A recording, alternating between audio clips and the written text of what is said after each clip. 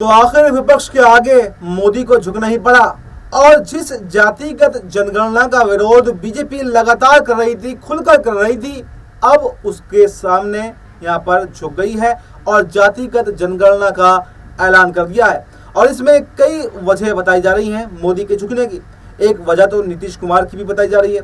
हालांकि बिहार के अंदर जातिगत जनगणना हो चुकी है, लेकिन नीतीश कुमार चाहते हैं कि सब जगह जातिगत जनगणना हो।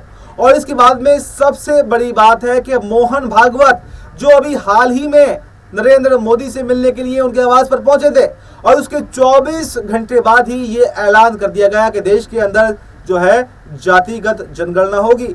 और इस बात का अंदाजा आप इसी से लगा सकते हैं कि खुद जो मोदी जी, जिसको फीता काटने का बहुत बड़ा शौक है, जिसको उद्घाटन करने का बहुत बड़ा शौक है, वो जो हर पोस्टर में दिखाई देता है, उसने खुद आकर जातिगत जनगणना का ऐलान नहीं किया, बल्कि यहाँ पर अश्विनी वैष्णव को आगे कर दिया गया कि आप जाइए और जातिगत जनगणना का ऐलान कर दीजिए।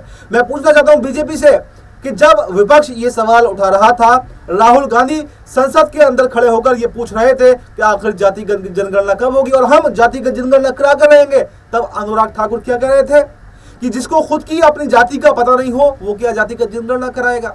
यानी किस तरह की राजनीति पहले यहाँ पर बीजेपी ने की, जातिगत जनगणना के फेवर में नहीं थी, लेकिन अचानक ऐसा क्या पलटा, ऐसी क्या घुट्टी यहाँ पर मोहन भागवत ने पढ़ाई कि मोहन भागवत के आगे यहाँ पर मोदी मजबूर हो गए और अब जातिगत जनगणना की बात कर रहे हैं। तो ऐसे में अब सवाल यह है कि अगर जातिगत जनगणना देश के अंदर होती है तो इसका फायदा किसे मिलेगा?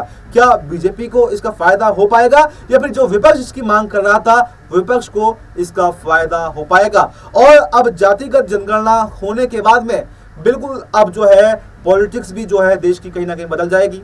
जो सरकारी संस्थान है उसमें भी अब जो है जैसे ही जातिगत जनगणना होगी तो जो आरक्षण का दायरा है उसको भी बढ़ाना पड़ सकता है, क्योंकि जिसकी जितनी हिस्सेदारी, जो राहुल गांधी पहले से कहते रहे थे, जिसकी जितनी भागीदारी उसकी उतनी हिस्सेदारी। तो क्या इसी पॉलिसी के तहत अब राजनीति होगी? क्या इसी पॉलिसी के तहत जो है आरक्षण को बढ़ावा मिलेगा? और क्या इसी पॉलिसी के तहत जो है अब देश आगे चलने वाला है या फिर नहीं?